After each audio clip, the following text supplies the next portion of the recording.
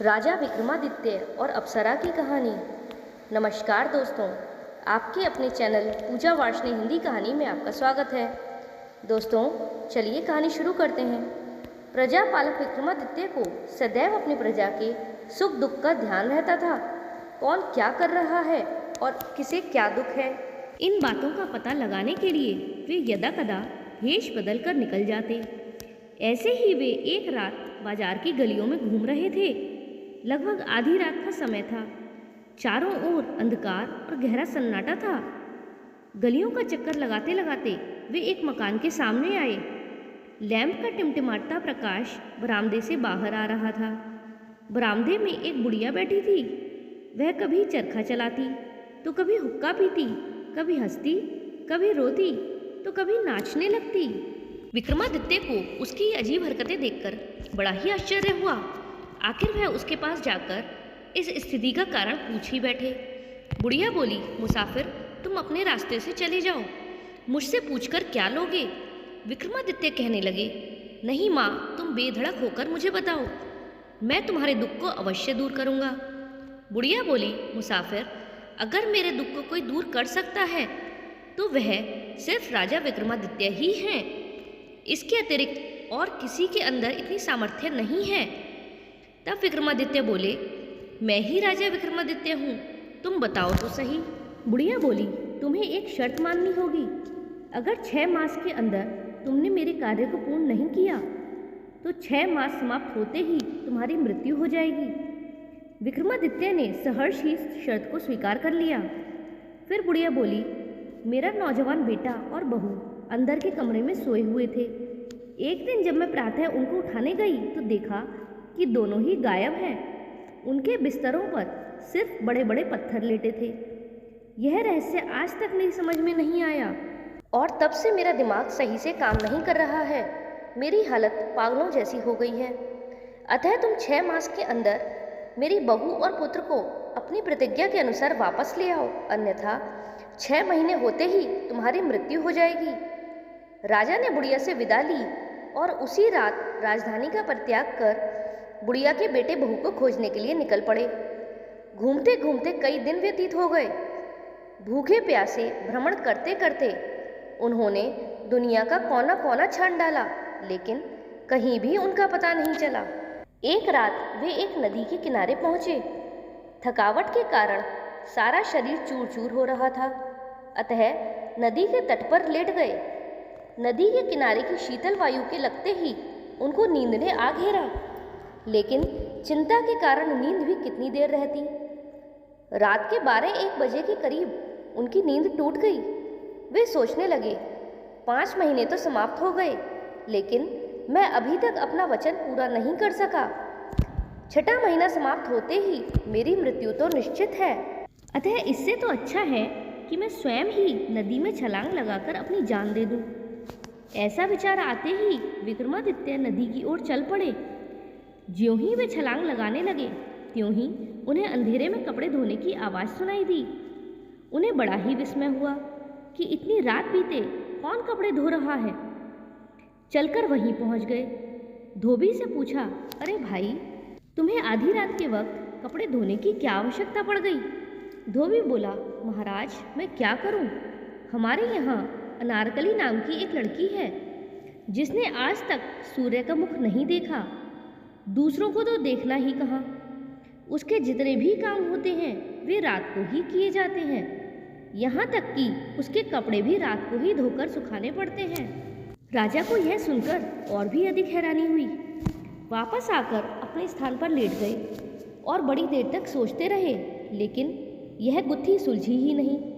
फिर वे सोचने लगे, एक तो मैं ऐसे ही दुखी हूँ, फिर इस झंझट में पड़ने से क्या लाभ। अतः अब तो मुझे डूबकर छुटकारा ले ही लेना चाहिए। वह फिर चल पड़े।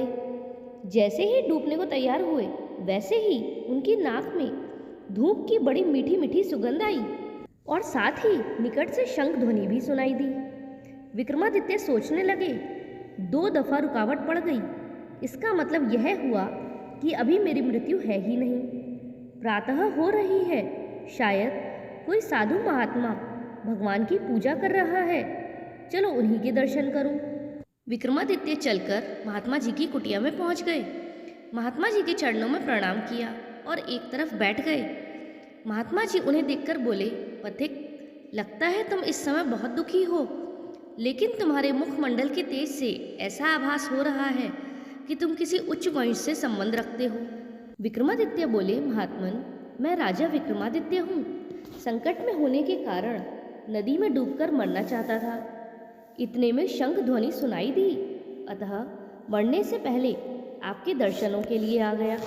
महात्मा बोले, धन्य हो राजा विक्रमादित्य, आज तक तो आपका नाम ही सुना था, लेकिन आज तो आप यहाँ स्वयं पधारे हैं।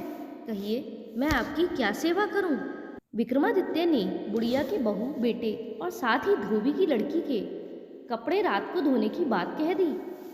महात्मा जी थोड़ी देर सोचने के बाद बोले, तुम पहला काम यह करो कि किसी तरह से धोबी की लड़की के साथ शादी कर लो, फिर 2-4 दिन वहाँ रुककर और हालचाल देखकर मेरे पास आ जाना, तब मैं तुम्हें सारी बात बताऊंगा।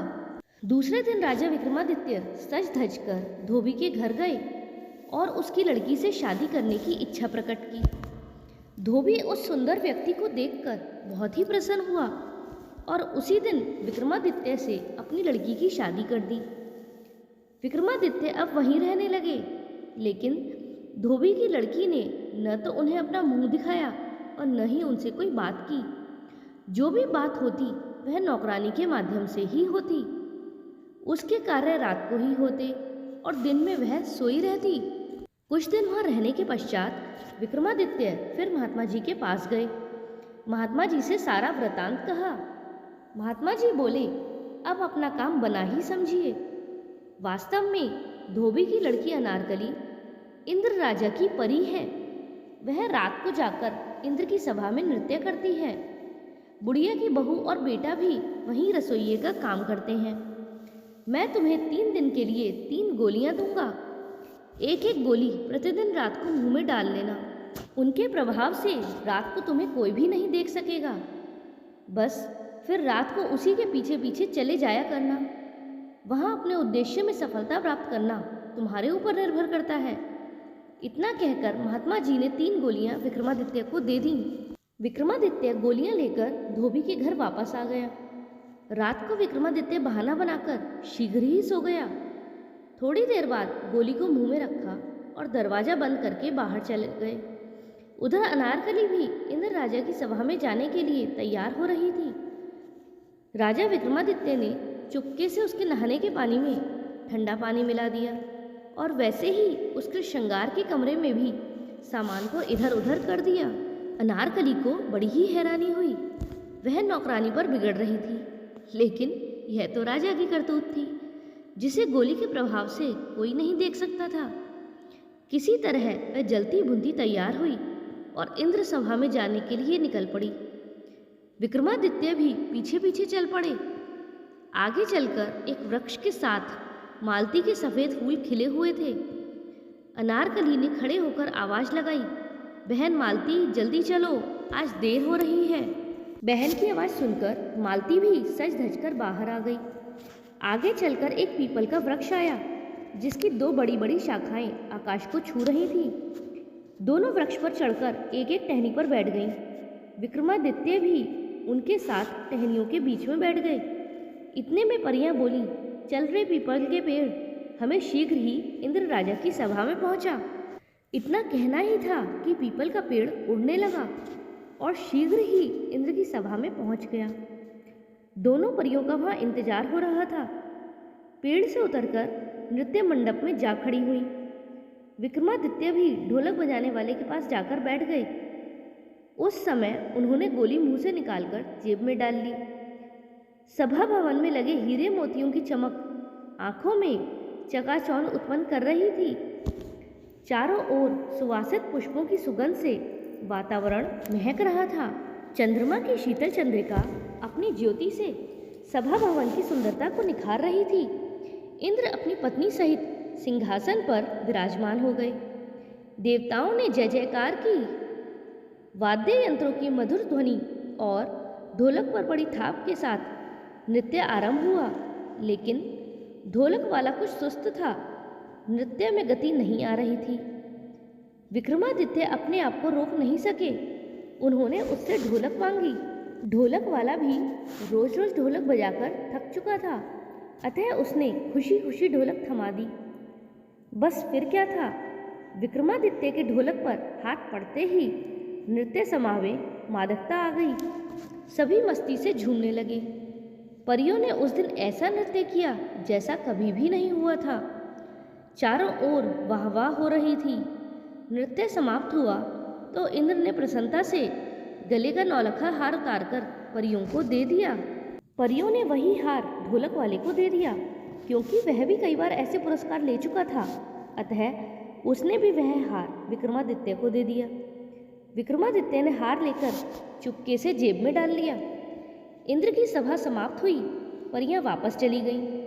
विक्रमादित्य ने भी गोली मुंह में रखी और अदृश्य होकर उनके पीछे हो लिया। उसी पीपल के वृक्ष पर बैठकर उसी स्थान पर आ गए जहाँ से चले थे। अब विक्रमादित्य परियों से आगे आकर अपने कमरे में सो गए। प्रातः हो गई, लेकिन आज वह नित्य की भांति नहीं उठे। अब तक विक्रमादित्य जाग तो चुके थे, लेकिन सोच विचार कर रहे थे। नौकरानी ने आवाज़ लगाई, लेकिन वे उठे नहीं। उसने फिर झकझोरते हुए कहा, महाराज उठिए, सुबह हो गई है। विक्रमादित्य आंखें मलते हुए कहने लगे, ओहो, तुमने तो बहुत बड़ा अनर्थ कर दिया। मैं आज एक बहुत ही सुंदर सपना देख रहा था। पास खड़ी अनारकली ने नौकरानी को इशारे से स्वप्न के बारे में पूछने के लिए कहा। नौकरानी बोली, महाराज कैसा स्वप्न था? विक्रमादित्य बोले, ऐसा लगता है जैसे मैं आज इंद्र राजा की नृत्य सभा में गया था। वहाँ मैंने बहुत सुंदर ढोलक बजाई और इंद्र ने प्रसन्न होकर मुझे इनाम में एक नौलखा हार दिया और मैंने उसे लाकर अभी अभी सामने वाली अलमारी में रखा है। जरा तुम जाकर देखो तो सही। नौकरानी को आज्ञा माननी पड़ी। उसने अलमारी खोली तो सचमुच ही वहाँ हार चमक रहा था। अनारकली के आश्चर्य का ठिकाना नहीं रहा। दिन व्यतीत हुआ, शाम आई। आज रात को फिर विक्रमादित्य ने इंद्र की सभा में प्रवेश कर पिछले दिन से भी अधिक सुंदर ढोलक बजाई। इंद्र ने परियों को सोने की थाली में 32 व्यंजन जो 36 प्रकार से बने थे पुरस्कार के रूप में दिए। परियों ने यह सोचते हुए कि सारा कमाल तो ढोलक वाले का है, उसी को थाली दे दी। उसने भी वह थाली विक्रमादित्य को दे दी। विक्रमादित्य पिछले दिन की तरह शीघ्र ही आकर अपने बिस्तर में सो गए। प्रातः भी काफ़ी देर तक सोए रहे। आज फिर जब नौकरानी ने उन्हें उठाया तो वह बोले, अरे मूर्ख, आज तो तूने मेरा सारा कार्य ही बिगाड़ कर रख दिया। आज तो मुझे कल से भी अधिक सुंदर स्वप्न दिखाई दे रहा था। आज मैंने इंद्र की सभा में कल से भी अधिक सुंदर ढोलक बजाई।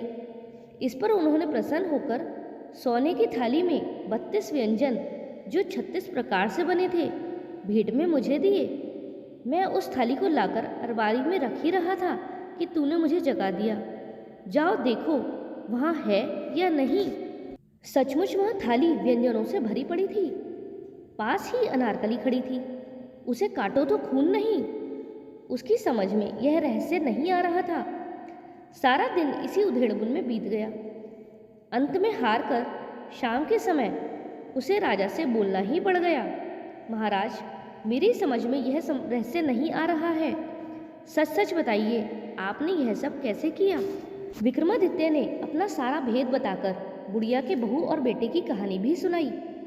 अनारकली यह सुनकर बहुत प्रसन्न हुई कि यही राजा विक्रमादित्य हैं। उसने कहा, आज आप फिर चलिए और ढोलक बजाने की सारी कला को सभा में उड़ेल दीजिए। जब इंद्र बहुत ही प्रसन्न हो जाएं और कुछ मांगने को कहें तो 2 वचन मांग लेना, एक में मुझे और दूसरे में बुढ़िया के बहू बेटे को, जो वहाँ रसोइये का काम कर रहे हैं। रात होने पर विक्रमादित्य फिर उसी सभा में पहुँच गए। आज उन्होंने जो ढोलक बजाई तो उसका कहना ही क्या। परियों ने ऐसा सुंदर नाच किया कि चारों तरफ वाह वाह हो उठी। इंद्र मस्ती में सुध-बुध खो बैठे। नृत्य समाप्त हुआ। इंद्र ने परियों से कुछ मांगने के लिए कहा। परियों ने कहा, महाराज आपको कुछ देना है तो ढोलक वाले को ही दे दो, यह उसी का कमाल है। ढोलक वाला बोला, महाराज आजकल तो कोई और ही ढोलक बजाता है। आपको कुछ देना है तो उसे ही दें। जब विक्रमादित्य से पूछा गया तो उन्होंने 2 वचन मांगे। एक वचन में अनारकली और दूसरे वचन में बुढ़िया के बहू बेटे को, जो वहाँ रसोई का काम कर रहे थे। इंद्र को यह जानकर बहुत प्रसन्नता हुई कि यही राजा विक्रमादित्य है। उन्होंने अपने वचनों को पूरा किया। इस तरह राजा विक्रमादित्य 6 मास के भीतर ही परी अनारकली और बुढ़िया के बहू बेटे के साथ अपनी राजधानी वापस गए। बुढ़िया के बहू बेटे को उसके पास पहुंचाया और अनारकली के साथ अपने महल लौट आए। सारी राजधानी में खुशियां मनाई गईं और विक्रमादित्य फिर सुखपूर्वक राज करने लगे। दोस्तों, अगर आपको कहानी अच्छी लगी हो तो वीडियो को लाइक कीजिएगा और चैनल पर नए हों तो चैनल को सब्सक्राइब कीजिएगा।